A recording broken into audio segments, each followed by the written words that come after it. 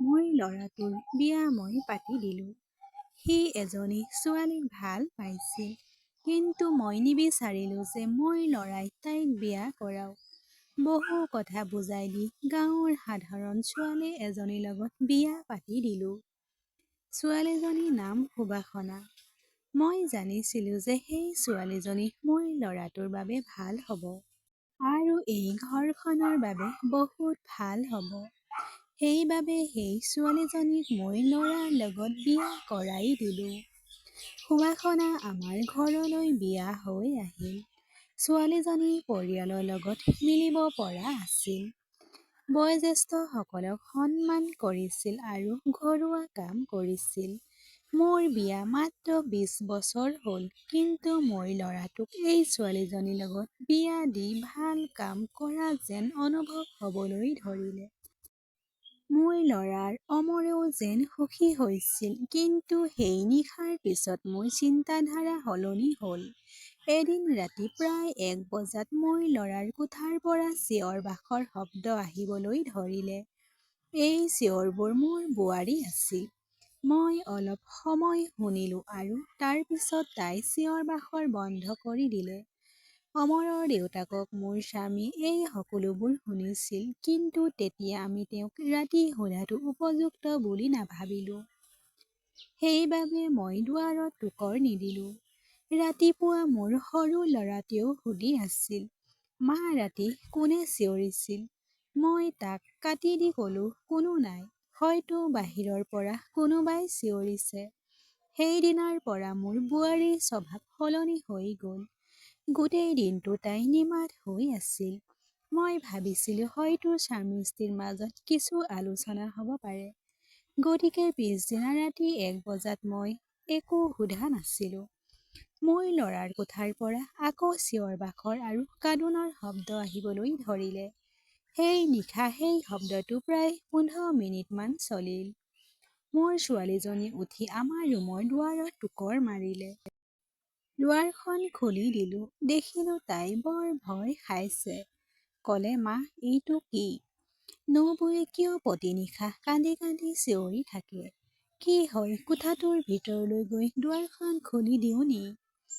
দুৱাৰ ওচৰ পাবলৈ ধৰাত স্বামীয়ে মোক ৰখাই ক'লে, ৰ'বা, এতিয়া কথা নাপাতিবা, কাইলৈ ৰাতিপুৱা দুয়োৰে লগত কথা পাতিম।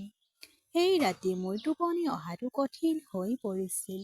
মোৰ বোৱাৰীয়ে ৰাতিপুৱা সাৰ পাই ঘৰৰ কাম কৰিবলৈ ধৰিলে। ৰাতিপুৱা মই ল'ৰাৰ কোঠালৈ গ'লোঁ। সুধিলোঁ, কি হৈছে? বোৱাৰীয়ে ৰাতি কিয় কান্দে? তাৰ মুখখন সম্পূৰ্ণ হেতা হৈ পৰিছিল। সি মুখেৰে একো কোৱা নাছিল। তাৰ কথা আৰু চকুৰ পৰা স্পষ্টকৈ দেখা গৈছিল যে কিবা কথা লুকুৱাই ৰাখিছে নেকি। তেওঁলোকেও মোক সুধিছিল যদিও সি একো নক'লে আৰু মই মোৰ বোৱাৰীক সুধিলোঁ। তাই কিছু কাম কৰি আছিল। মাত্ৰ তাইফালে চাই এনে লাগিল যেন তাই ৰাতি ভালদৰে শুবলৈ পোৱা নাই। চকুৰে স্পষ্টকৈ ক'ব ধৰিছিল। মই তাইক সুধিলোঁ, কি হ'ল? ৰাতি কিয় কান্দি আছিলা? তাই ক'লে, তাই কেতিয়াও কান্দি নাছিল। নাই, মই শুই আছিলোঁ। আৰু কোনো শব্দ শুনা নাছিলোঁ। তুমি কি কথা কৈছা?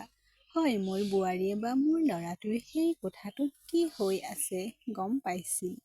কিন্তু দুয়োজনে একো কোৱা নাছিল।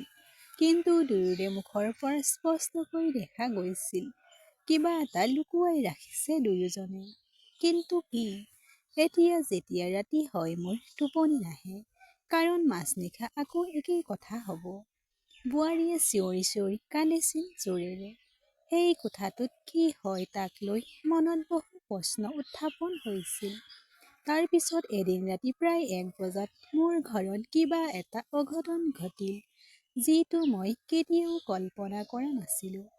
মোৰ বোৱাৰী ৰাতিৰ কোঠাৰ পৰা ওলাই আহিল। তাই কাপোৰবোৰ ক'লৈ গৈ আছে তাৰ কোনো ধাৰণা নাছিল।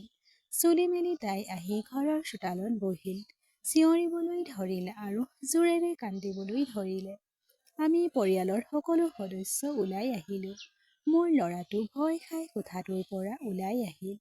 বোৱাৰী এনে অৱস্থা দেখি আমি সকলোৱে ভয় খাইছিলোঁ।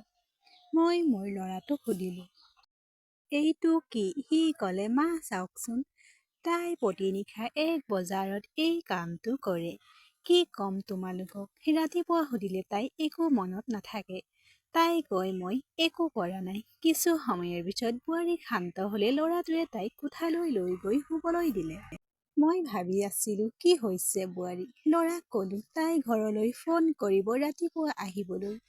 মাকৰ লগত কথা পাতিম। ৰাতিপুৱাৰ হোৱাৰ লগে লগে মোৰ ল'ৰাটোৱে কিবা অজুহাত দেখুৱাই তাইক ঘৰত নমাই দিলে। মাকৰ লগত কথা পাতিলো। মাকে কোৱা কথাবোৰ ক'লে। মোৰ ছোৱালীয়ে তেনেকুৱা একোৱেই নকৰে।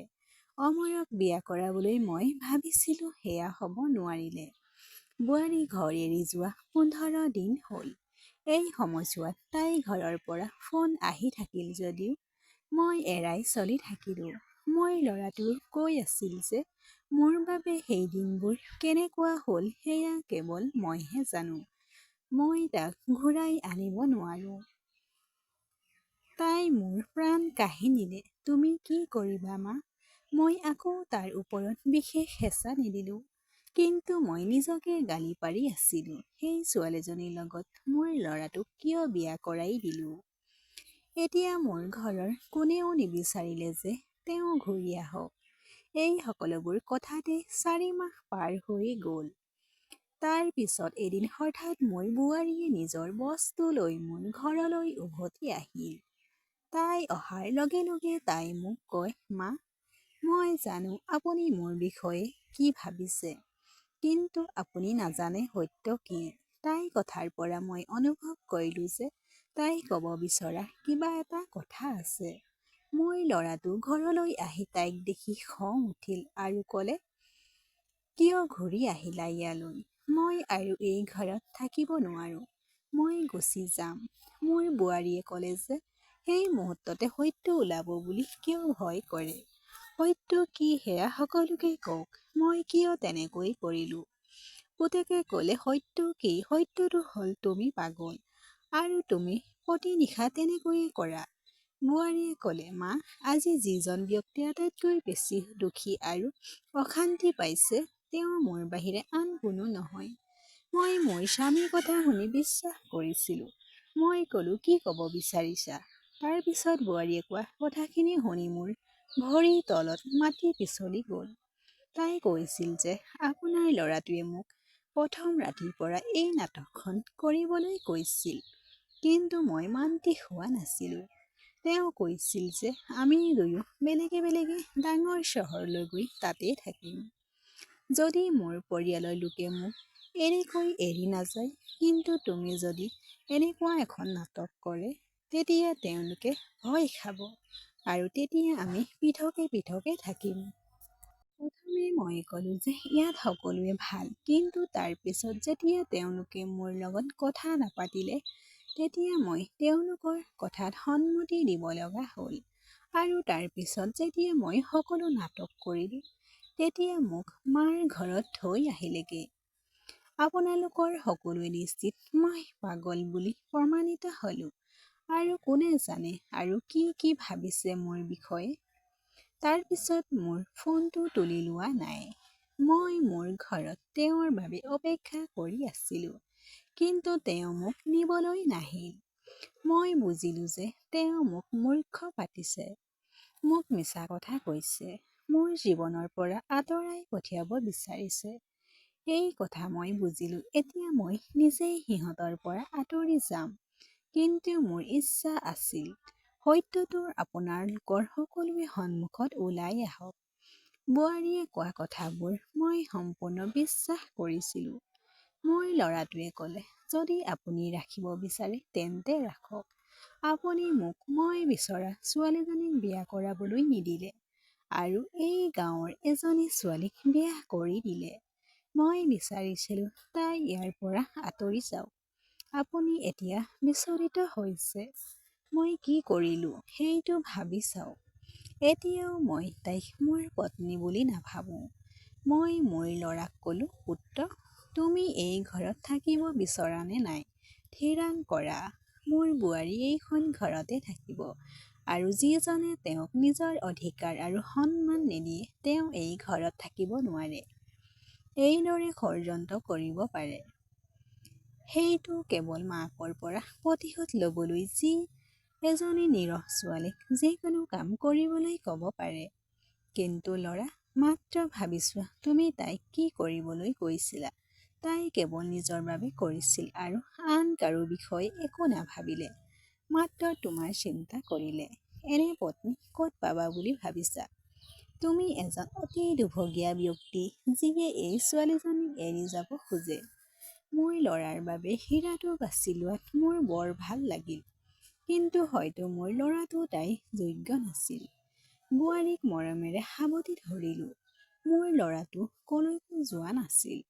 কিছু সময়ৰ বাবে নিশ্চিতভাৱে খং উঠিছিল, কিন্তু মই জানিছিলোঁ যে সেই ছোৱালীজনীক ভাল নোপোৱাকৈ কেনেকৈ জীয়াই থাকিব পাৰি।